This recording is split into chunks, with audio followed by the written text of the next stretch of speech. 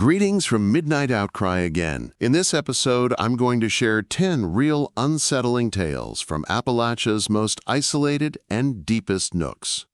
These are stories of individuals who explored long-forgotten valleys and hollows and discovered something they were not intended to see. These tales demonstrate that certain locations within these mountains not to remain undiscovered. Prior to embarking on these terrifying adventures, make an FOR more horrifying true stories. Be sure to subscribe, hit the like button, and NIF you're from Appalachia. Please let me know in your remark where you're watching. When this occurred in 2019, I was 23 years old, just out of college, and employed. And Charleston, West Virginia was the location of my first actual job. That spring, my grandfather died, leaving me his old hunting cabin tucked away in Pocahontas County's highlands. The location was in what the locals referred to as Blackwater Hollow, Antony Valley, so far away that even the elderly were cautioned against traveling there by themselves. Built by my great-grandfather in the 1940s as a retreat, the cabin had been in our family for 3 generations, hen-hunting refuge, but approximately 10 years before to his passing, Grandpa Joe had ceased visiting. And each time I questioned him, he would simply shake his head and explained that not all places change for the better. I assumed he was simply aging too much for the rugged alpine landscape. For months, I've been putting off taking care of the property, but my mom never stopped bugging me about it. We had to choose between keeping it in the family and selling it when the taxes were due. Such that I packed my Jeep with supplies for a long weekend in October. 3 days' worth of food, my sleeping bag, and a Coleman lamp, and the ancient .306 rifle that belonged to my grandfather. For nostalgic reasons, more than anything else, it took over 4 hours to drive up the increasingly narrow mountain roadways. The final 5 miles were merely a worn dirt path that meandered through thick forest and ascended gradually into the inn in the center of the Appalachian region. About an hour ago, cell service went out, and I hadn't seen anyone else. And since veering off the main road, the sun had already sunk behind the ridgeline when I arrived at the cabin, covering the little clearing with long shadows. It looked just like the places I had visited as a child. A basic log home, including a covered porch, a little shed in the back, and a stone chimney. However, something sensed and distinct. Even the birds seemed to be holding back in the too quiet forest surrounding the cabin, their exhalation. I checked the old wood and settled in for the first hour. Stove, cleaning up mouse feces and arranging my sleeping space. As the night becomes, I prepared a basic meal of crackers and canned soup after lighting the Coleman lantern. It was then that I first heard it. From outside, there was a faint scratching sound. I convinced myself that perhaps it was a bear or a raccoon exploring the cabin, but the sound was too deliberate and rhythmic. It goes like this. Scratch, pause, scratch, pause. It felt as if something was trying to get through the walls. Snatching up the weapon, I walked out onto the porch and swept the tree with the lantern beam.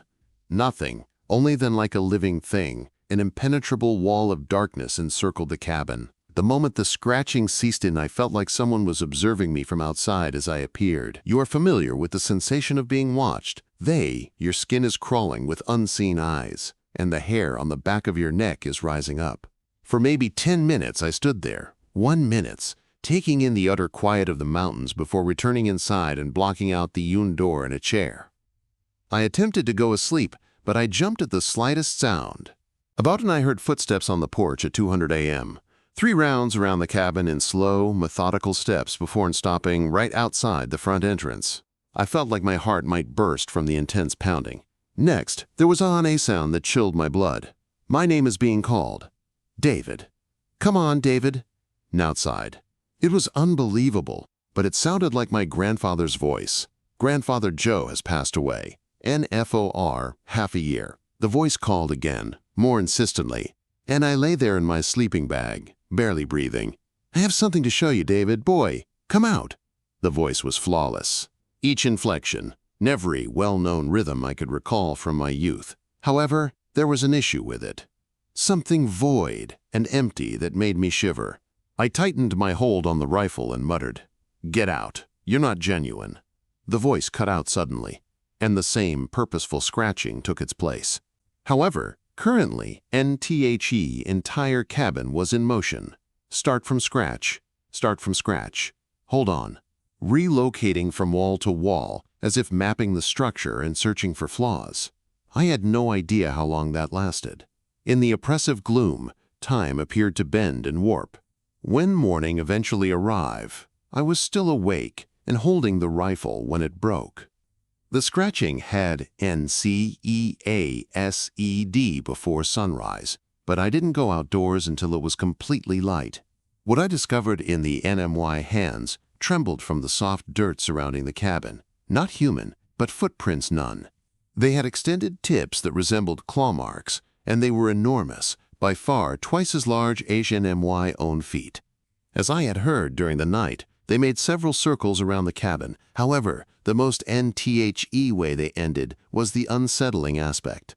Not heading into the woods, but just unhalting at the clearing's edge, as though whatever had caused them had just disappeared. I gathered my belongings and departed inside NTHE hour, loading the Jeep while my hands continued to shake. However, as I traveled up that rutted mountain road, I was unable to get rid of the sensation that I was being watched. I expected to see something every time I looked in the rearview mirror. Behind me, a pallid, ill-formed figure stood in the path. I didn't return to that cabin. I gave the land to an developer after 6 months, and I've never felt bad about that choice.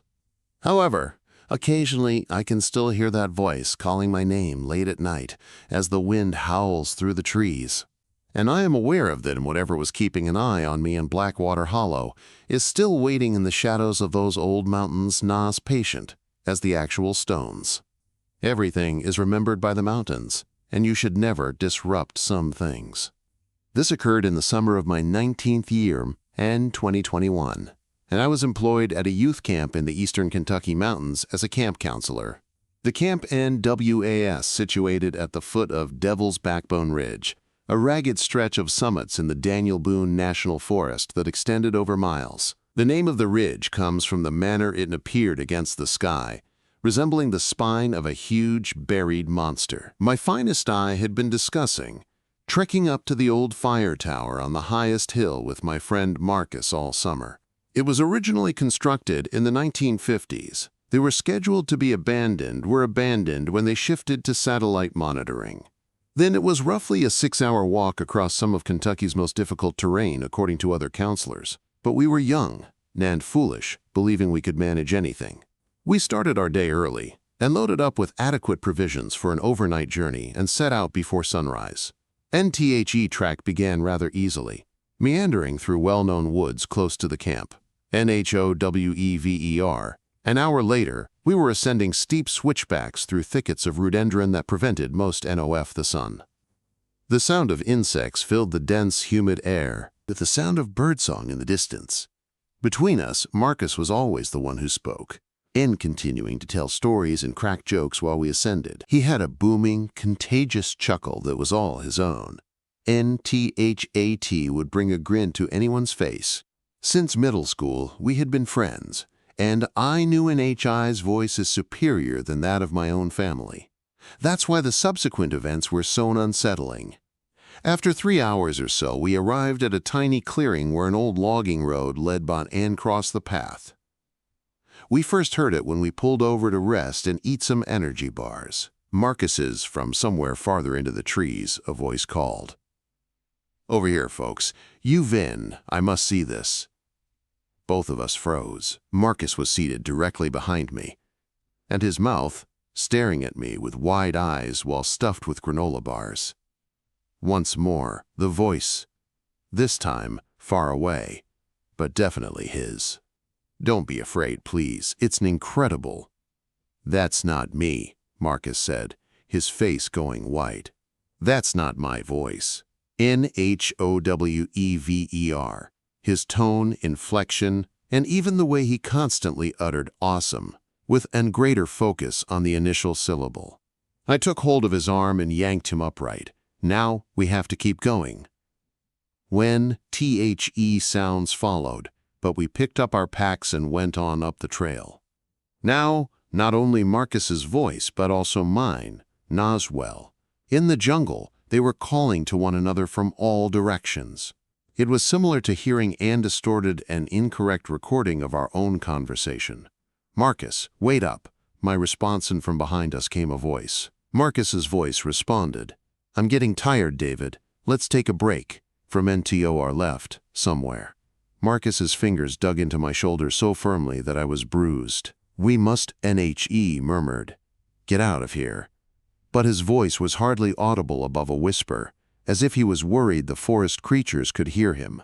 Nand picked up this new tone as well. We increased our pace, nearly jogging up the undifficult path in spite of our bulky packs. However, occasionally the voices kept up with us, and it was close enough to hear their accompanying footsteps. Deliberate, heavy steps that smashed through NTHE bushes with no attempt at stealth. Then my blood froze when I heard something. My own voice yelling in a perfect mimicry of my childhood moniker, which only Marcus was aware of. "Davy, hurry up, stay with me, behind." The only person who had ever called me Davy was my grandmother, who had passed away 5 years prior.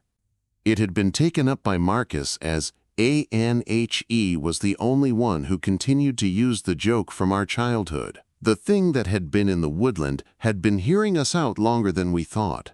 As the light began to fall, we arrived at the fire tower, a corroded metal edifice that towered over the tree line by roughly 60 feet. The latter appeared dubious. Desperate to escape whatever was pursuing us through the jungle, we climbed it nonetheless.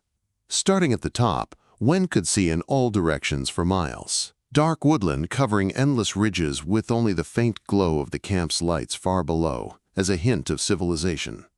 As night fell, we heard once more. From various locations around the base of the tower, we were calling back and forth. However, there were now more of them. Perhaps there are 6 or 7 talks going on at once. We're all speaking, all stating things we didn't say. From the north side of the tower, I said, "I think we should split up. Well thought out. I'll take this route." Marcus's southern voice concurred. "Have you heard the noise?" From the east, a different voice asked, "What's that sound?" The voice of Marcus replied, but it came from right below us this time. We gathered together. NHUDD led on the fire tower's slender platform, terrified to move, speak, or take any action that may provide more material for these things to work with. The discussions went on, all nevening. We hear our own voices making plans we never would, saying things that we wouldn't, laughing with that sound I knew so well that it suddenly made my skin crawl. I never said. One of the Marcus voices began to sing at about 300 in the morning. He had composed the silly song at camp about NHE had been humming about insect bites and hiking boots all summer. However, as I hear it now, floating up from the NTHE, most scary thing I had ever seen was the darkness below. We didn't get any sleep. We were unable to. We simply, as we rested with our backs against the metal railing, we observed the nature and listened to our NWE had never spoken to each other. The whispers ceased when morning eventually arrived, suddenly, as if a switch had been flipped. After descending, we packed up in total quiet, expressing simply with nods and gestures. It took 4 hours to walk back to camp, and we don't say a thing till we were safely inside the dining hall with other people watching. Even so, it required us 10 hours to get the confidence to speak in a regular manner. Each time we spoke, the other would wince and wait, NFOR the woodland, to reverberate with that familiar voice. We didn't disclose it to anyone at NWHO was going to believe us when we told camp what had happened. 2 days later, I resigned from my position as a counselor and drove directly home to Ohio. Although Marcus survived the summer, he was never the same. He became silent and reclusive, constantly monitoring NTHE trees, as if he thought he would hear his own voice calling over his shoulder. And although we remain friends, we have never discussed the events on Devil's Backbone Ridge. And occasionally, during phone conversations, there's a pause during which I can know we are both thinking the same thing. Issue, questioning whether the voice on the other end is indeed who we believe it to be. The mountains have their own language, and occasionally they pick up voices that were never intended for them. And this occurred in the autumn of 2018 when I was 26 years old. I had been employed as a NFOR around 3 years. I worked as a freelance photographer, specializing in neglected corners and deserted locations across America. Mine I had been asked to write a feature about historic mining communities in eastern Tennessee by an editor at a regional magazine. And that's how I got to Copper Creek, which is so far away that most GPS devices didn't even detect it. The community had been constructed around a copper mine in the 1890s, but by the 1920s, the mine had run out, and most people had moved on to discovering work somewhere else. Perhaps a dozen dilapidated homes and an ancient business were all that remained, and caved-in roofed store, and the skeletal remains of the actual mining operation. It's the kind of area ordinary people shun and photographers dream of. On a Thursday, I had driven up from Knoxville, and morning, traveling over progressively smaller mountain roads until I arrived at what used to NTO serve as Copper Creek's primary thoroughfare. I had a straightforward plan. Spend 2 days taking pictures of the ruins, spending the night in my van, and returning to civilization with enough images for the piece. I wouldn't completed numerous similar shootings in the past, so I assumed this would be another standard task. The initial eye was struck by how silent the place was. Not merely silent, but dead silent. Knowing there were no insects, birds, or wind blowing through the trees, just the crunch of my boots on rotten glass. I strolled through the remnants of the town center.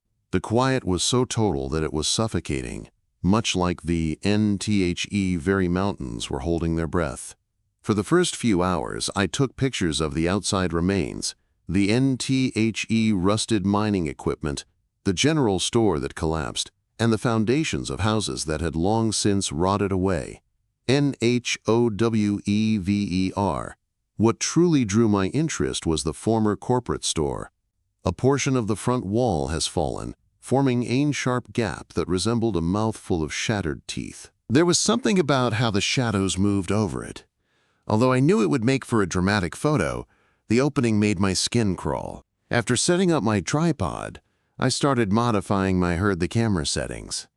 There was a faint scratching noise coming from the wrecked structure, as if something was NHAULED along a plank floor. I called out in the hopes that it would be a homeless person or an inquisitive local, but I received no answer.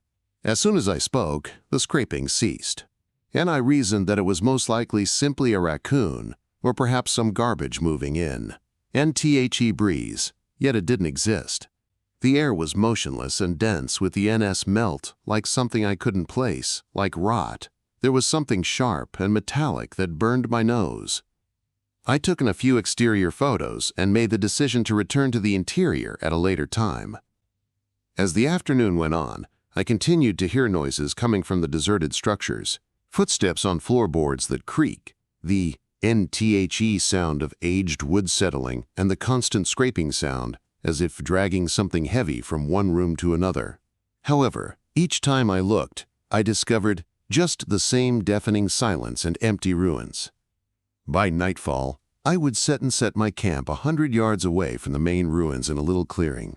I had a nice view from my truck of the former corporate store, and I reasoned that if someone or I could see if anything was moving around in there. Using my camp stove, I prepared a modest dinner for myself and NSAT down to look at my laptop's pictures from the day. I saw something in one at that point, NOF, the shots that chilled my blood. In the backdrop of a picture I took of the mining machinery, hardly in the shadows of the damaged doorway of the corporate store, a tall, incredibly thin figure, with arms that appeared to be too long for its frame. It was motionless. Additionally, even I could feel it was watching me, even though the image was dark and blurry. I looked at the remaining pictures. I looked about for more glimmers of the apparition, my hands trembling, in the NP art of an image of the historic church. And once again, hardly discernible behind a fallen wall in a different picture, constantly observing, motionless as if taking pictures for the camera. With my camera ready, I strolled back towards the ruins after grabbing my torch. If there was going to get a good view of someone or something out there. However, as I got closer to the company store, the metallic odor intensified and was now combined with another scent. Something that brought to mind a butcher shop. As I approached, The scraping sound began once more, but it was different this time, and more purposeful and rhythmic, as if someone was focused on a task that needed to be done. Accuracy. I approached the damaged entryway stealthily and looked inside. What I observed I will always be haunted by the beam of my torch. Although the store's interior had been cleared out, the bones littered the floor. The meticulous arrangement of human bones that spiraled out of the room's center. Skulls hung from the ceiling and lined the walls as decorations. They appeared to be wind chimes fashioned from ribs and finger bones. In the middle of everything, huddled around a new NTHE figure in my photos, was a skeleton with strips of meat still attached. It had a human form, yet in every sense, it is incorrect. Its joints were bent, and its limbs were excessively long. Its skin was the color of ancient parchment, and its angles were inconceivable. However, the lie was truly frightened by the way it moved, which was smooth and elegant like a dancer. Moans were meticulously separated and put to the collection. It gazed up at me. Grinning, their eyes were entirely black, with no whites to be seen. Its jaw unhinged like a snake's, and its teeth were filed to points as it released a sound that was a combination of a scream and a laugh. With my torch beam shining, I staggered backward. They raced and danced madly across the floor covered in bones. I kept sprinting till I got to my truck. My palms when I started the engine and got out of that, but I was shaking so much that I could hardly get the keys in the ignition, and clearing as though I were being pursued by the devil himself. I can see in my rearview mirror that could make out a pale figure standing in the road behind me, those awful black eyes watching me go. I was a driver. I continued driving through the night until I arrived in Knoxville. I never developed the article, and I never submitted it. NTHE majority of the pictures. And I've never been completely honest with anyone about what I witnessed in Copper Creek. When others inquire, I'll simply say that the location didn't work out for that task. However, occasionally when I'm in my dark room late at night developing pictures, I believe I can smell that metallic smell once more. And I'm curious NIF the bone collector continues to work in those deserted ruins, expanding its collection while patiently awaiting the NTHE next adventurer or photographer to venture into its realm. There's a reason why some areas are deserted and some things ne'er better preserved in the unexplored areas of Appalachia. When this occurred in October 2020, I was 31 years old. I had been employed as ANFOR roughly 5 years. I worked as a wildlife biologist for the Tennessee Department of Environment and Conservation, NWAS, accustomed to being by himself for extended periods of time in the backcountry. However, what transpired with me in the isolated valleys? NMY's entire understanding of the outdoors was altered by the area surrounding Panther Creek. I was tasked with doing a black bear population survey in Cherokee National Forest, particularly in a field that hadn't been investigated in more than 10 years. Among my coworkers, the area was notorious, not because it was very risky, but because it had the greatest percentage of unfinished research projects in the forest as a whole system. Teams would enter for a week of research and return after 2 days, NCITING weather-related issues or equipment malfunctions. It was choked up by my boss, NTHE challenging terrain, but I was committed to finishing a thorough survey first. The vicinity of Panther and eastern Tennessee Creek was as far away as it could go. It was a 15-mile walk through dense forest to the closest road, and woodland, and the creek itself meandered through a sequence of slender valleys that appeared to imprison both sound and darkness equally. Roger.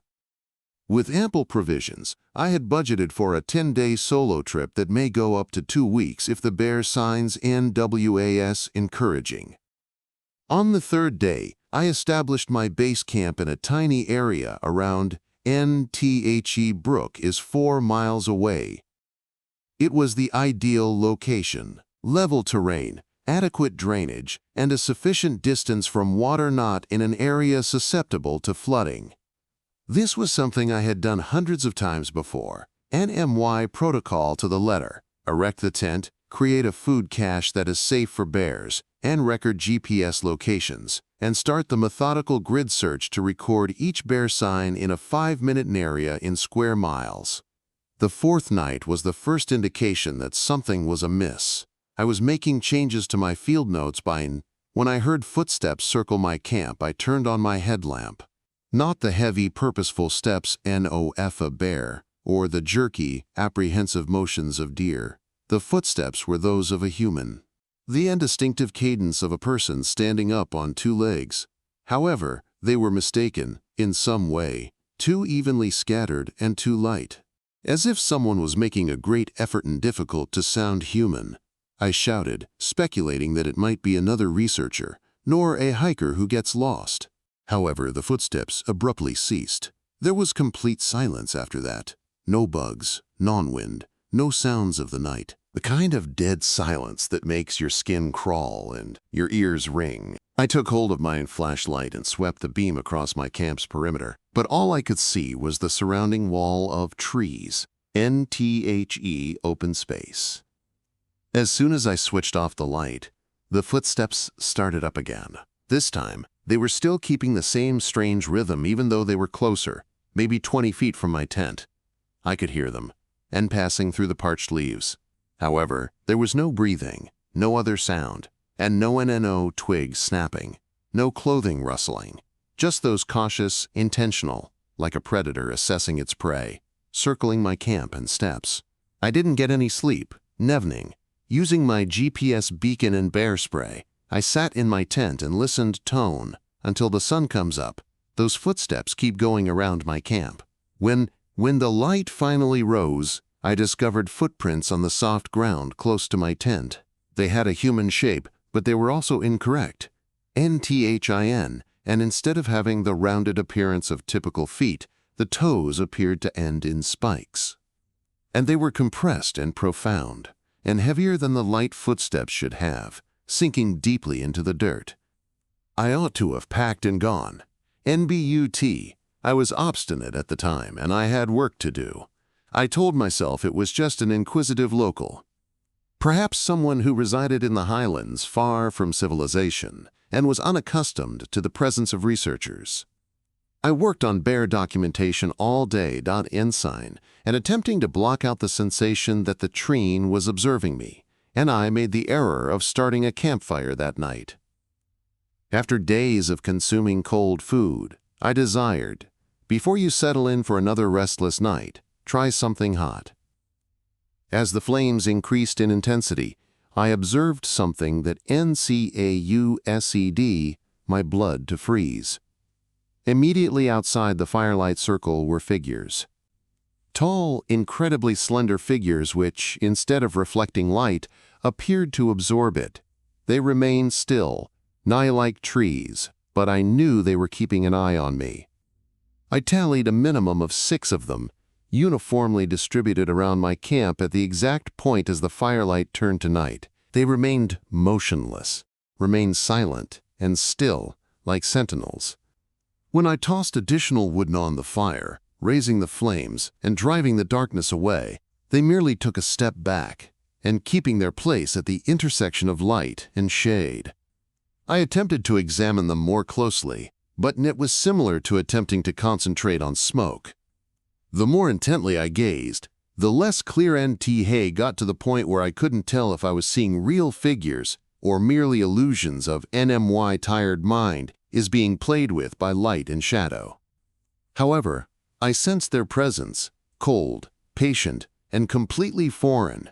The morn around midnight, the fire was reduced to coals, and the figures started to approach as the light dimmed, not and strolling. They appeared to move effortlessly without any obvious means of propulsion. Their shapes ripple as if they were heat waves. I tossed my remaining firewood onto the coals, creating a shower of sparks, and the figures moved back once more. However, dawn was still hours away, and I was running low on fuel, and I heard the voices at that point. At first, the whispers were so faint that I feared they may traverse the trees, but over time, they became louder and more noticeable, and I became aware that my name was being called. Not yelling or shouting, but a steady rhythmic chanting that appeared to originate simultaneously from all directions. Michael. Michael. ... Michael and The voices sounded unnatural, like recordings that were played too loudly, too slowly, and too hollowly. However, they were aware of my name, and for some reason, that was scarier than anything else that had occurred. I had kept my name a secret. These things knew who I was, even though I was miles away from the closest human being in the woods. The chanting continued all night, occasionally fading to hardly noticeable, rising and falling like a tide. Audible murmurs that occasionally grew loud enough to seem to originate inside my own skull. The figures in shadow swayed in with the voices as if I were the unwilling focal point of some sort of event. When the sun rise, when they eventually broke, they vanished. No voices, no figures, and no tracks other than an MY camp was surrounded by those identical pointed footsteps. I left my studies and hiking immediately and packed things and right back to my pickup. I didn't rest, I didn't stop, and I didn't even stop to an SIP water until the engine was running and the doors were secured and I was back on the main road. I never submitted a report regarding the events at Panther Creek. I informed my manager that due to technical malfunctions, I had to cancel the end mission ahead of schedule, and I asked to be transferred to a different field of study. I have never returned to that section of the I never will, and neither will Cherokee National Forest. However, occasionally late at night when I hear whispering in the wind, I'm alone myself in the field, and I know that Panther Creek's shadow people are still out there. And waiting for the next researcher, patiently observing, and being stupid enough to enter their territory. There are mountain locations that are opposed to research. Additionally, a few items are better left where they belong, in the dark. When this occurred, I was 28 years old, 2017 summer. As a park ranger, I had been employed at spent around 4 years in the Great Smoky Mountains National Park. And I considered myself to have seen all that these mountains had to offer: lost hikers, bears, untamed animals, and unauthorized campers. I handled anything you could think of. NHOWEVER. My experience on Whisper Mountain that July evening demonstrated to me that these old hills have features that you cannot be prepared for this by ranger training. I had been tasked with looking into reports. NOF unlawful camping near Whisper Mountain, a secluded peak on the border between Tennessee and North Carolina, NTHAT, the majority of guests were unaware of. The name of the mountain comes from Sigi locals claimed that the sounds produced by the wind moving through the granite formations close to the summit sounded like human voices. 3 different hikers reported hearing and seeing campfires.n voices in what should have been a completely deserted location. I spent the majority of the day hiking up and following a former Cherokee hunting trail that meandered through thick woods and over rocky ledges that provided bend views of the valleys in the distance. Whisper Mountain was infamous for being one of the ranger employees, not because it posed a serious risk, but rather because it had the ability to make even experienced outdoor enthusiasts are uncomfortable. There's something about how sound travels through those voids, how shadows appear tone move in inappropriate ways. Just as the sun was disappearing below the western peaks, I arrived at the reported camping place. A natural spring bubbled up from between the rocks in this little clearing, which was encircled by enormous oak trees, and a perfect place to camp, but with one exception. It was meant to remain off-limits NTO overnight guests, but there was unquestionably proof that someone had visited recently. A fire ring constructed from precisely placed stones, spots where tents had been set up that had been leveled, and food leftovers all over the clearing. About 50 yards away, I made my own camp in a pine tree grove, so I could watch the clearing without being noticed. I had a straightforward plan. Wait for the return of the unauthorized campers, record their existence, and provide the relevant citations. I had taken a similar action. I thought this would be just another standard enforcement operation because I had already seen stakeouts thousands of times. The initial indication that, at around 1,000 o'clock at night, things went wrong. I was using my laptop to update my incident report while I was in my tent when I listened to voices in the clearing. Not the boisterous, cheerful noises of ordinary campers, but murmured, delicate talks that sounded like vapor in the night air. I took hold of mine, using a torch and a night vision scope. They approached to look around, and my blood ran cold when I saw what was in the clearing. The ancient fire ring was surrounded by moving figures, but they weren't exactly correct. Despite having a human shape, they appeared to sway and flicker like heat mirages, occasionally solid and distinct, occasionally hardly perceptible. I think I counted 8 or 9 of them, all wearing what appeared to be vintage attire, including wide-brimmed hats, braces, and scratchy wool shirts. NTHAT covered their features in dark shadows. They made deliberate movements, collecting wood, going through the motions of setting up camp, arranging stones. However, there was a mechanical aspect to their motions, as if they were performers reciting a screenplay they had rehearsed 1,000,000 times, and they made non-sound, aside from those hushed murmurs that sounded like ancient people speaking in a tongue I couldn't quite comprehend. And mountain speech. I attempted to use my scope to gain a better view, but the more intently indistinct figure, the less distinct they were.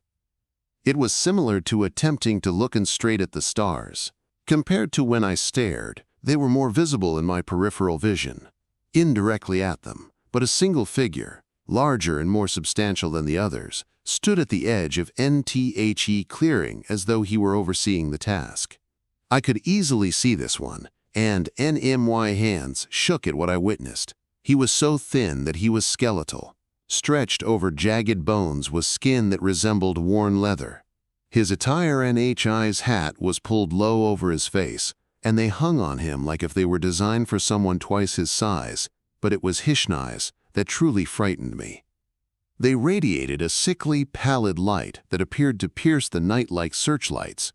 I was positive that he could see me as he turned to face where I was hiding. NHI's jaw extended, and his bright eyes stared at me over the 50 yards of jungle. Nintu, a smile that was excessively toothy. He held up one incredibly long arm. NTHE muttered voices in the clearing abruptly ceased as he pointed straight at me. The quiet that followed was terrible and absolute. No wind, no insects, and no night noises at everything. The sensation of those pale eyes staring at me, and the sound of my own heart thumping in my chest like drill bits. The towering figure then started to approach my hiding place cautiously. Han didn't move in a typical manner. His stride was too wide, and his legs were too lengthy. Nand, he appeared to move effortlessly over the uneven terrain. With NHE became more substantial and genuine with each step, whereas the other characters in the NTHE clearing dissipated like the mist of morning. I could see every aspect of it by the time he was halfway to my position. NHI's countenance, the pointed cheekbones, the hollow cheeks, and the way his skin appeared to NBE drawn over his skull too tightly. I took off running. Although I'm not proud of it, unlike a man possessed, I left my post and dashed across the jungle, stumbling over undergrowth and slamming through Norwegians in my frantic descent of the mountain. I heard laughter behind me, not the cozy human voice of amusement, but a hollow, chilly sound that sounded like a hunting bird's cry reverberated off the granite faces. I continued to drive till I returned to the ranger station after running until I got to my truck at the trailhead. And I reported to my boss that I had discovered evidence of unlawful camping, but the offenders had already departed before I couldn't catch them. I never returned to Whisper, but I did make a report suggesting more patrols in the region mountain. Another ranger was tasked with investigating my report 3 weeks later. NHE discovered the same fire ring, the same garbage scattered about, and the identical signs of camping. However, he also discovered something INHAD left out of my report. One of the oak trees that surrounded the area had a statement carved into its bark. It was NTHE, meaning was obvious enough, but it was in that same old mountain dialect I'd heard in the whispered voices. When the moon is dark, The Hollow Man Walks. I moved on to another park, erasing personal reasons 6 months later. I've never been really honest with anyone about what I witnessed on Whisper Erasing Mountain that evening. But occasionally, when I'm by myself in the backcountry and the darkness begins to lengthen, I believe I can make out that towering person waiting and observing from the corner of my eye, Ho's awful blazing eyes. There are people living in the mountains, older than the trees themselves, older than the Cherokee, and some of them lack appreciation guests in their historic home. This occurred when I was 35, the spring of 2019. I had been employed by a mining firm out of town as a geological surveyor, North Carolina's Asheville, for almost 10 years. It was my responsibility to evaluate prospective locales for mineral extraction, requiring weeks of solitude in isolated areas, collecting core samples, and charting subterranean formations. I was accustomed to being alone and unfamiliar, and laboring in the deep outdoors, including the noises and sights. However, what I went through in Ravens Hollow presented everything I believed to be true about nature. The business had obtained the mining rights to desirable property in the Blue Ridge Mountains' most isolated area, a slender valley known to the locals as Ravens Hollow. The region had been briefly examined in the 1960s, but the initial group had given up on the subject within just 3 days, stating in their report that geological instability was the cause. My NMY supervisor brought me in to finish what he thought was merely business jargon for challenging terrain, not to have been a standard evaluation. I drove up through a mountain that was getting more and more remote in communities, past dilapidated coal mines and weathered farmhouses, until I arrived today. It was a dirt road that no map showed. The residents I had conversed with in the previous town had given me odd looks when I brought up Ravens Hollow, and several people had suggested that I look for somewhere else to work. An old man at the petrol station had told me the place wasn't right. There, rocks sing when they shouldn't, and many are annoyed by the singing. I wrote it off as a mountain superstition, but I started to get his point as I drove farther into the hollow. Here, the rock formations weren't different from anything I had observed in my 2 decades of geological work. Huge limestone granite boulders balanced while outcroppings twisted into impossibly long spirals, and standing on slender pedestals that ought to have fallen under their own weight. The stone itself appeared to possess a certain quality. NTHAT caused it to appear nearly glowing in the filtered sunshine, creating odd shadows that drifted apart from the human position of the sun. In a tiny meadow close to the hollow's center, encircled by those strange rocks, I made my base camp and structures.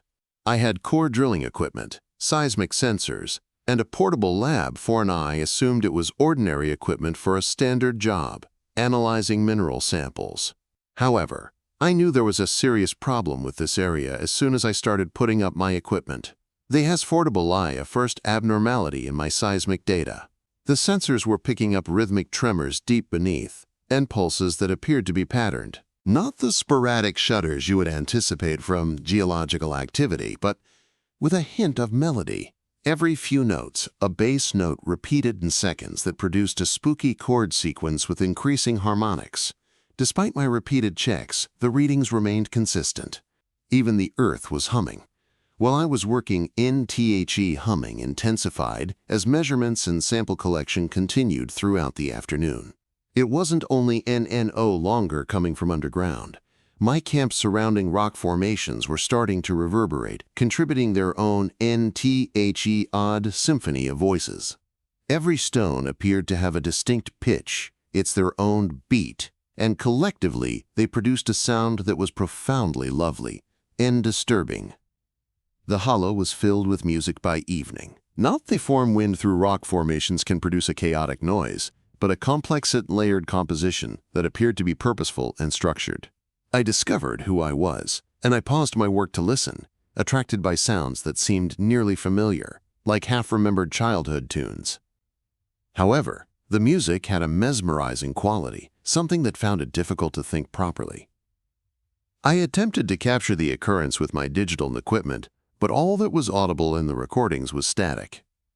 The person or thing making the song didn't notice an electrical gadgets. It was a sound that only human ears could perceive. In my field journal, I took thorough notes outlining the pitch, rhythm, and harmonic structure of what I was listening. However, the words didn't seem to adequately convey the entire experience. That as I sat in my tent at night and listened to the Stone Symphony, I started to get why the initial survey team NHAD given up on their job. The music was entering my thoughts and affecting my feelings and ideas in ways that were risky.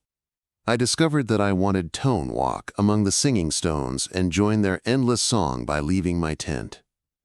I had to use all of my strength to stay, in other words, to withstand the allure of that mesmerizing tune. The second day was even worse. The NTHE music had become increasingly intricate and demanding, and I was finding it difficult to focus on my work. My hands were shaking. I kept losing track of time while using the drilling equipment, standing still for minutes at a time, and while the stones continued to sing their age-old tunes. I started to pick up on recurring motifs and patterns in the music that seemed to narrate a tale about something patient and big that is sleeping far below the mountains. I was hardly functioning by the third day. The tunes had evolved in tune. I could barely hear my own thoughts because they were so loud and overwhelming. I tripped and moving like a sleepwalker about my camp, performing the routine tasks of science as my thoughts were drawn further and farther into the symphony of stone. I started to notice objects in the rock formations. Carved into the rock were faces, figures, and whole scenarios that hadn't been there previously. I became aware of the reality at that point. Not only were the stones singing, they were calling to the depths of the earth, something that had remained dormant for thousands of years yet wasn't starting to move. Now movement was being detected by my seismic equipment. Huge changes in the bedrock that indicated a massive object was emerging from the abyss. The singing stones were calling forth singing, and whatever was underneath Raven's Hollow had been roused by me. I packed my gear, in a frenzy, my hands shaking so much that I could hardly open my luggage latches. The song was getting to an crescendo now, with each stone's distinct voice combining to form a single tremendous chord that shook the air itself. There were cracks showing up in NTHE rock formations, and from the cracks came a sulfurous stench, the scent of a horrible, old thing coming back to life. I arrived at my truck, and right before the ground started to heave and buckle, I could see in my rear-view mirror as though something enormous were pushing up from below. Observed the rock formations collapsing inward. The vocals hadn't grew into a roar that seemed as though it originated in the ground, and I left Raven's Hollow in my car with my NMY mind was broken and my ears were bleeding. I never reported what I discovered, in the Valley of Curse. I informed my boss that the location was unstable geologically and suggested opposing any additional investigation. After 6 months, I completely left the surveying industry and relocated to Florida, NTHE, furthest I could go from the mountains. However, occasionally late at night when I can still hear them even if the world is quiet. Across the miles, Raven's Hollow's singing stones call, and telling me that certain mountain locations are older than human comprehension, and certain tunes should never let mortal ears hear it. The melody of the earth is unique, and those who hear it NTOO closely runs the risk of joining the never-ending chorus that reverberates across the world's vacant spaces. This occurred when I was 24 years old. I recently completed my master's degree in the late summer of 2016 and obtained my first official position with the U.S. Forest Service after earning a degree in forestry and operating from a tiny station in western Virginia's mountains. I was tasked with conducting timber evaluations in some of the Jefferson National Forest's most isolated areas, including one where residents known as Dead Man's Gap. This slender passageway between two peaks had merited its NERI moniker from a string of inexplicable fatalities that began in the 19th century. NTHE Actual Gap, which was roughly 3 miles long, was formed by an old watercourse that had long since dried up, leaving a row of rocky and stunted trees in its place. Based on the last surveying maps, it was thought to have some of the area's oldest growth forests, NHOWEVER. Prior evaluation teams had repeatedly said that they had only discovered dying trees and scrub brush. After concluding that they had simply been sluggish, my supervisor sent me in to obtain precise measurements for the first time in decades. On a Tuesday morning, with enough supplies for a week-long survey, I hiked into the gap. The NTHE trail was obscured by fallen logs, covered in prickly plants, and hardly discernible. Things appeared to have been positioned specifically to deter tourists. The more I dug into the NGAP, and the atmosphere grew more oppressive. The trees become more closely spaced. Most of the sunshine is blocked by their branches entwining overhead, and the NTHE air itself felt heavy and unmoving, as if it were wet wool. I was instantly struck by the silence. The absolute silence of a location, not the tranquility of a healthy forest where there was nothing. No insects, birds, or tiny creatures rustling through the brush. Only my own footsteps reverberating off the elevated rock walls on either side of the NS Mall Valley. In that oppressive atmosphere, even my breathing felt abnormally loud. In silence. In a tiny open, I made my base camp approximately halfway through the NGAP, beside the remnants of the former creek bed. Here, the trees were different, from what I anticipated. An old-growth forest should have been dominated by tall oaks and maples, but NGNARLED, twisted objects that resembled giant bushes rather than true trees. Their branches reached out at them, and their smooth, pale, nearly white bark-gnawed perspectives that are painful to gaze at directly. When I started working on my survey, taking soil samples and calculating tree diameters made me feel as though I was being observed. Every forester learns to identify the feeling. Then a stinging sensation on the nape of your neck indicates that predatory eyes are following you around. However, when I looked and all I could see were the craggy walls of the area and those pale, twisted trees, NGAP above me that rises into shadow. The sensation lasted during the first day, becoming more powerful as the afternoon went by. I kept finding myself checking the tree line over my shoulder for movement, but nothing was ever there.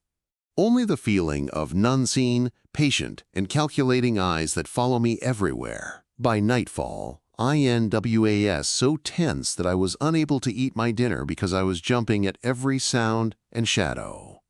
That evening, while I was lying in my ears, I heard them for the first time in the tent, listening to Dead Man's Gap's complete silence.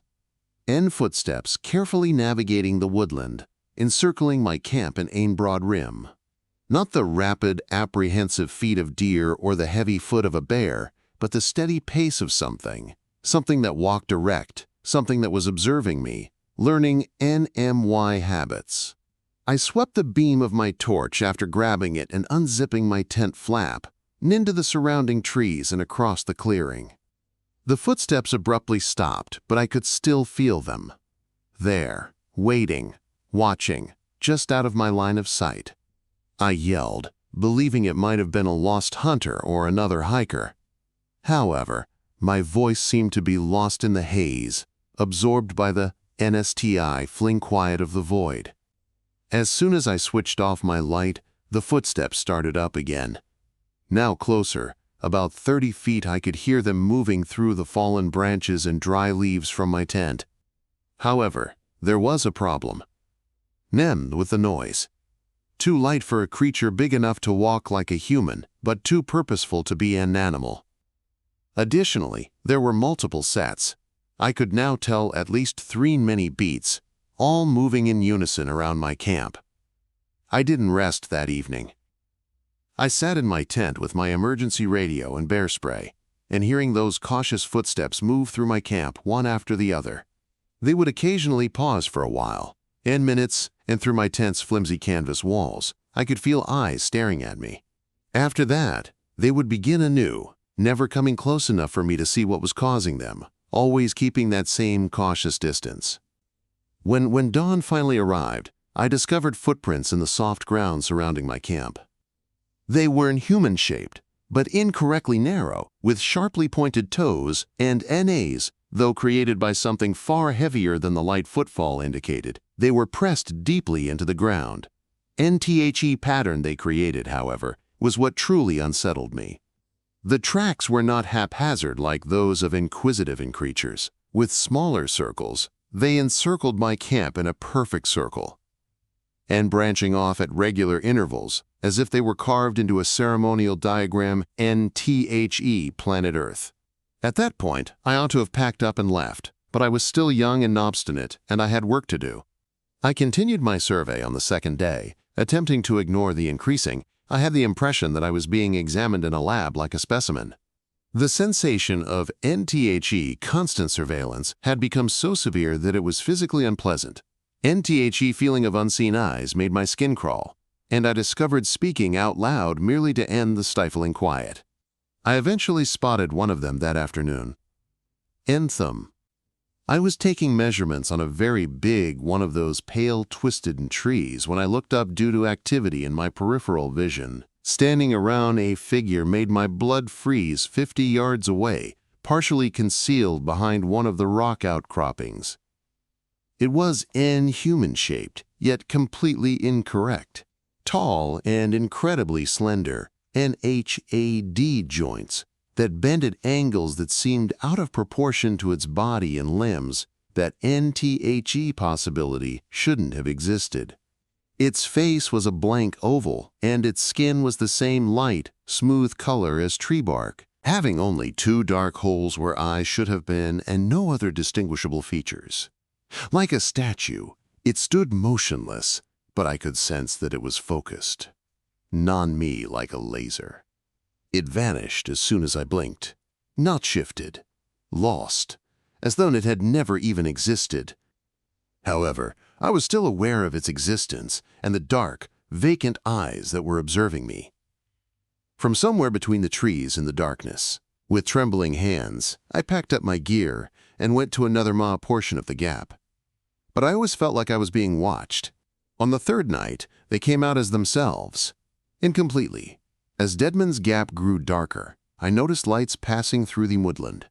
Cold, pale light instead of the cozy glow of campfires, or flashlights and light that appeared to emanate from the animals themselves. From behind rocks and trees, they appeared. Numerous, they all had those awful, vacant eyes and the same unnaturally thin silhouette, the short dot, that appeared to absorb light. They formed a circle with themselves, and standing still like sentinels around my camp, their pallid bodies hardly discernible in the shadows. Their long limbs were now clearly visible to me, their featureless smooth faces and the way they stood without any obvious support, as though gravity didn't exist, and them.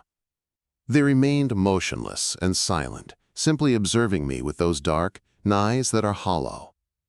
My equipment was dead when I attempted to radio for assistance.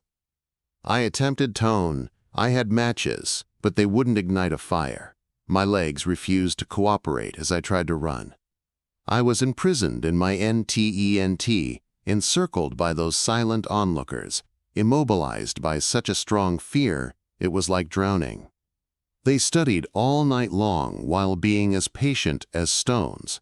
I sensed a sense of old and alien intellect. When daybreak finally arrived, NEXCEPT for those odd pointy remnants, they vanished like mist. NMY camp was surrounded by tracks set out in precise geometric patterns. I left right away and hiked out of the dead man's NGAP as quickly as my legs would allow, continuing till I arrived at my pickup, and the outside world's fortunate normalcy. I never submitted a thorough report, and concerning what I discovered in that accursed location. I informed my manager that the location was none suitable for collecting timber because of sick trees and poor soil. I asked to be moved to another forest. Since then, I have never returned to Western Virginia. However, occasionally I can sense them observing me in the field late at night when I'm by myself. The pale enduring and careful observers of Deadman's Gap, researching the human world with NTHO's awfully vacant eyes. Additionally, I am aware that some alpine locations are inhabited for longer than we realize. NBY entities that regard humans as merely fascinating creatures within their old realm. There are guardians in the mountains who are constantly keeping an eye on everything, waiting, and learning about the weird beings that venture into their territory. This occurred when I was 29. Autumn of 2022. I was employed as a cave rescuer. During my roughly 6 years as a specialist for the National Speleological Society, I believed I had seen every kind of subterranean crisis you could envision. Lost explorers, flash floods, cave-ins, NMAL functions in the equipment. I handled each one of them. However, what I found in the Black Rock Caverns depths I learned from eastern Kentucky that there are some regions under the mountains where there are hungry people who should never be fed. Then on a Friday night, a call was received. 2 days prior, 3 seasoned cavers had entered Black Rock Caverns for what should have been a standard mapping expedition. But they weren't there because they hadn't checked in on time, answering radio calls. Spelunkers were infamous for using the subterranean system, 8-mile-long system of limestone passageways beneath the Cumberland Mountains that contained rooms so deep that the bottom had never been discovered. I put together a 4-person rescue team, and I went into the caverns early on Saturday morning. The primary entryway was on a cathedral-sized room with enormous stalactites and a tiny fissure in the slope end forms of flowstone. Lovely. However, the acoustics caused every sound to reverberate for some reason, oddly, as though the cave itself could hear what we were saying and murmuring them back in jumbled bits. We traced the path the Lost Caverns had taken when they filed their nexploration plan, going down a sequence of progressively smaller passageways. NTHAT went farther up the mountain. The smooth black limestone walls here appeared to absorb our headlights. The 222, and as we went down, the air became more dense and stifling. About 200 feet below the surface, by the time we arrived at the 3rd level, we were all experiencing the psychological effects of being so much below the surface. We discovered the first indication of the missing team there. Sarah Chen, one of our NTHE most skilled cavers, found a ripped piece of cloth stuck to a rock formation close to the entrance to what the Devil's Throat maps depict a vertical shaft that plunged into the deepest caverns in the system. The fabric was soiled and came from a caving suit, with a dark substance that appeared to be blood but had an odd, metallic odor that burned my nostrils.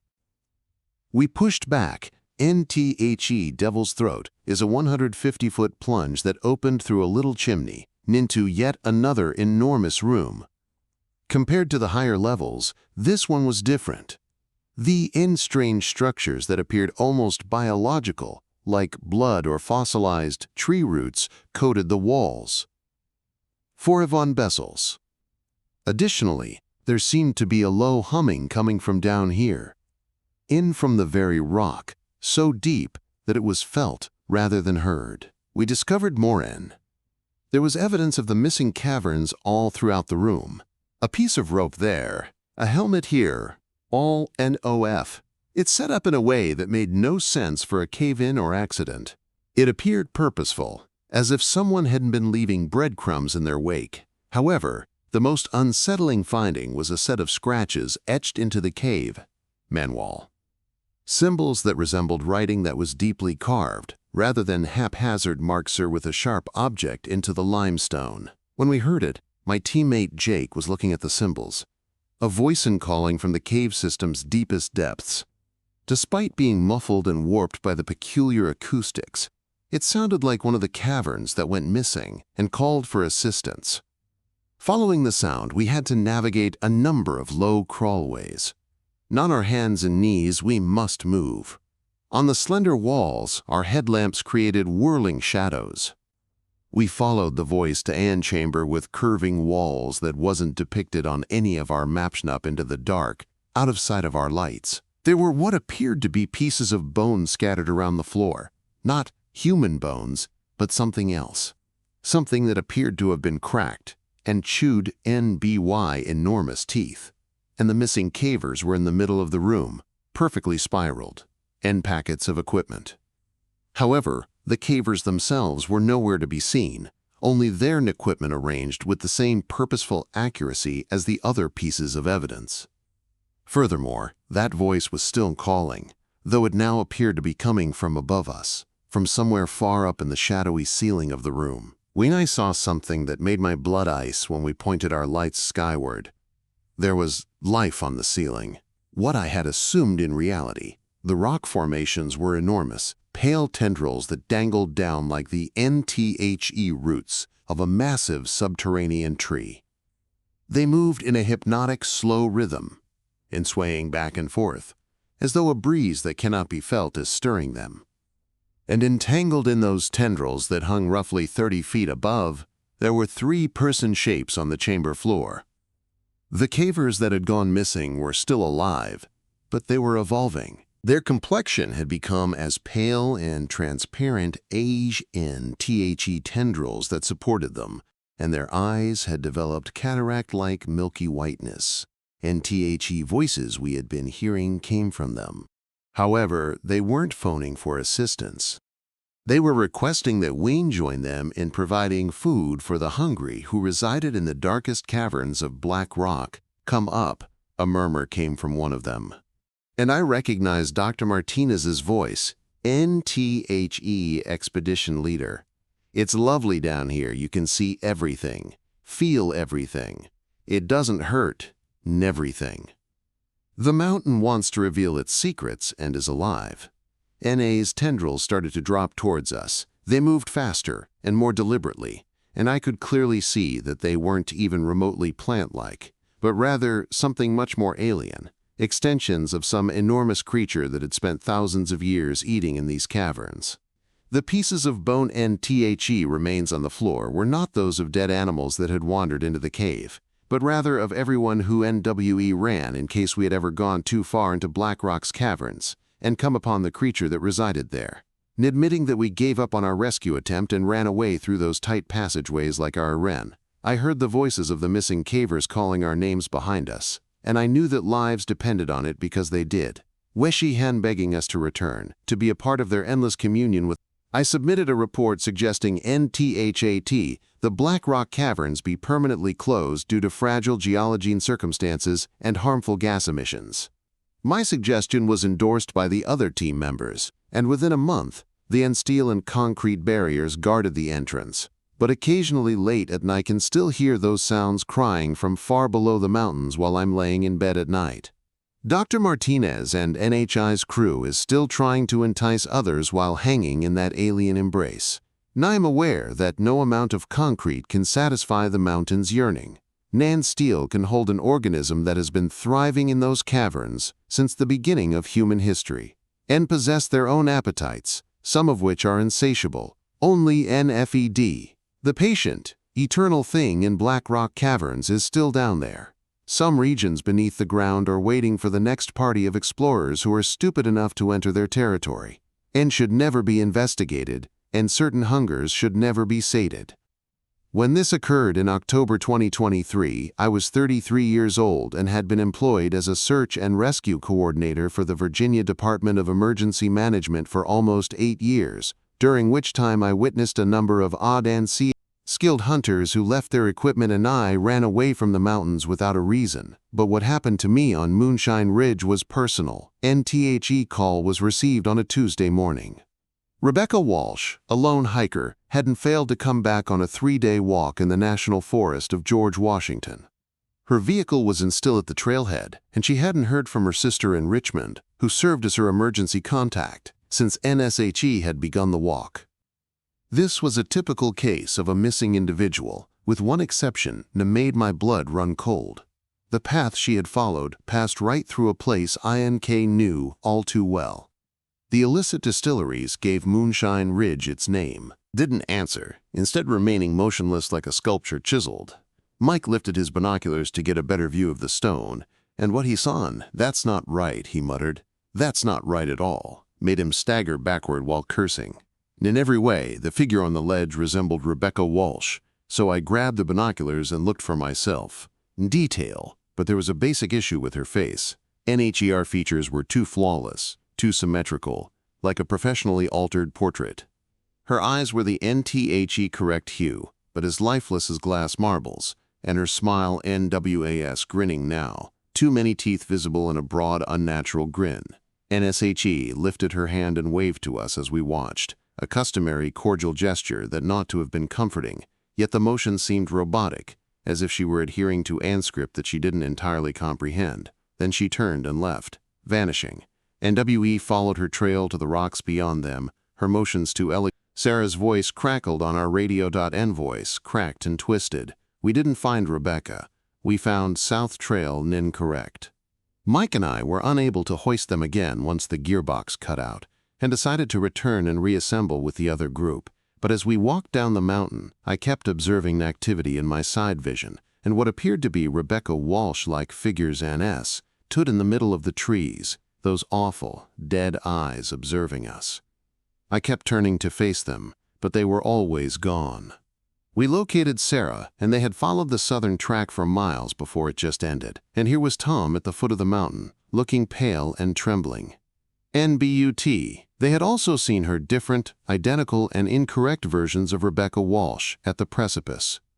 Sarah remarked, "It's like she's everywhere and nowhere," as if the mountain were attempting to. NWE never located the real Rebecca Walsh, although we can't exactly remember her appearance. The official report declared her missing, assumed dead, and a victim of a challenging hiking accident in area. However, I am aware of the reality. She had been abducted by something on Moonshine Ridge, and it studied her, figured out how to look like her, and now it was using her face to trick other people into falling into the same trap. 1. Blaming fatigue and stress, I left search and rescue 6 months later. NHOWEVER. The true cause was that I had lost faith in my own eyes. In-person situation, I kept asking myself whether the person we were trying to find had indeed been missing or if they would transform into something completely different. In a way, Rebecca Walsh is still alive and well, as evidenced by the dozens of walking NTHE Moonshine Ridge routes, anticipating that the subsequent hiker will follow them into the depths where the initial vanished. You should never believe some reflections, and some echoes should never be addressed. I was 37 years old at the time. The last I've been teaching wilderness survival for more than 10 years, starting in November 2024. NHOW to traverse and survive in the most isolated areas of the Appalachian Mountains for military personnel and corporate organizations. Mountains. I believed I was familiar with every path, peak, and secret valley in 100 miles from my West Virginia base camp, but what I found on Widow's Peak demonstrated to me that despite the passage of time, the mountains continued to harbor National Forest, where satellite imagery was unable to pass through the canopy due to the old-growth forest's extreme density. And local legend about a woman who lost her husband in a mining accident back in the area gave the peak its name. NSHE had reportedly ascended to the summit daily for 20 years in the 1920s. Years waiting for him to come back until one winter she just vanished. And said that on clear nights you could still see her silhouette against the sky, a lone figure keeping watch over NTHE Mountain's highest. On a Monday morning, I walked up by myself to check the path and set up supplies.n caches for the exercise and training. The trail was hardly discernible, covered with prickly bushes, and obstructed by downed trees that appeared to have been positioned specifically to deter tourists. Compared to the lower elevations, this forest was older, darker, with enormous trees that appeared to bend inward, forming a tunnel NOF branches that obscured the majority of the sky. As I rose higher, I started to observe footprints on the muddy ground, and broken branches at head height are indications that someone else has recently used this trail. Mod-IN portions, and most unsettlingly, little cannons, piles of stones positioned B-roll. They weren't old or natural structures, but someone had been there at regular intervals along the path. And constructing these markings over the past few weeks, establishing a network of trails that ran parallel to the designated hiking path, and into a hitherto. Despite years of while exploring these mountains, I noticed the trees were huge, with trunks that were too wide for 3 men to wrap around, moshaways surrounding them with their arms. The canopy was so dense that it resembled a green cathedral with shafts of like spotlights on a stage. Sunlight filters through the leaves. I initially sensed that I was being observed at that moment. It wasn't the casual knowledge of animals that all seasoned outdoor enthusiasts acquire, but something more profound, more concentrated. The sensation of perceptive eyes following my every step, examining my actions, discovering my tendencies. I paused and looked around me in the forest, but all I could see wasn't seeing enormous trees and the countless verdant shadows that separated them. I went on NMY. Uneasiness increased as I followed the autos, and the stone monuments were getting increasingly ornate, basic stacks, but intricate configurations that resembled sculptures. Additional indications of human habitation included bone and feather patterns, scratches etched into tree bark, and more. ND angling from tree or weather-stained and faded vintage Polaroid photos of hikers that were fastened on tree branches with fishing line.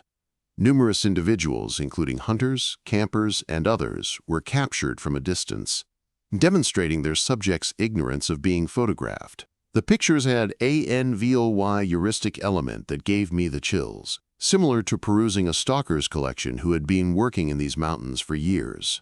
About 3 miles from where I was working, I discovered the first body at the base of a huge oak tree. It was a middle-aged hiker wearing high-end equipment, but I had veered off the main trail. NHE had been dead for months, and what remained of him was positioned against the tree trunk in a sitting position. His NHI's camera was still around his neck, and as I looked up at the canopy above, I saw empty eye sockets. When flash card, I discovered hundreds of identical shots of someone observing him. In each picture, a tall, slender man stood among the woods, sometimes close, sometimes far away, scarcely visible in the backdrop, in distance, yet constantly present and observing. The timestamp indicated that the pictures had been captured over 3 days, showing the hiker's developing realization that he was being followed in through the woodland. The most unsettling images were the ones that revealed as I went through them. The details that the approaching figure revealed made my hands shake. NTOO tall, too thin, with limbs that bent at an unnatural angle, human-shaped but incorrect much perspectives. In the majority of the pictures, the shadow covered its face, but in the final I was able to see the hiker's eyes in a couple pictures shot just hours before it passed away. Like holes pierced through reality itself, they were entirely dark, and appeared to be staring at the person viewing the pictures straight through the camera lens.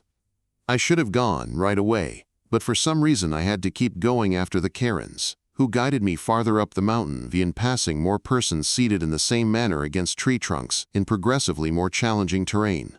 They all had cameras and they had all recorded the same impossibility stalking them in their last days. NTHE trail came to an end in a little clearing close to Widow's Peak summit, where I discovered what I can only characterize as on around a shrine. Hundreds of cameras were set up in concentric circles, sitting motion. For the first time, I could see it fully, and the sight almost made me cry. It was human once, perhaps decades ago, but something had stretched it, altered it, and made it more suited for nightmares than for the real world. NPLA net. Its translucent, pale skin was tightly stretched over bones. NTHAT were too long and joints that bowed. But what really frightened me were those black, vacant eyes in sockets that appeared to absorb light, hope, and even sanity. As I eneas, it slowly raised one incredibly long arm and watched, transfixed with fear, directed right at me. Then it grinned, showing off its filed teeth, jagged edges, and spoke in a voice that sounded like the wind blowing through dead leaves. "Hello, gallery," it murmured. "You'll be a lovely complement to my collection." I left everything behind, including my supplies and equipment, and ran down that mountain like a man possessed. I heard laughter coming from behind me, and human laughter, but an icy, foreign sound that reverberated off the rock faces and appeared to originate from the trees themselves. I continued to run until I arrived to my truck, and I continued to drive until INWAS, 100 miles from Widow's Peak. I never taught that course on survival skills.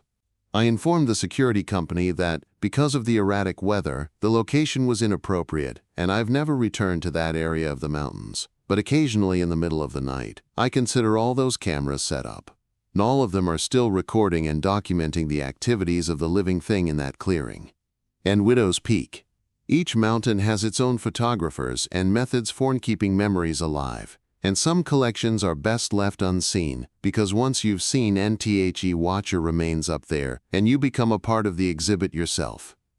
NP Ancient and Unending, putting new bodies in its shrine and new cameras in its gallery. And I'm confident that someone else will eventually follow those chirons to the top and learn what I did. Some hunters never stop gathering their prey, and there are hunting grounds in the highlands. Those were NTEN of the most unsettling experiences from deep Appalachia.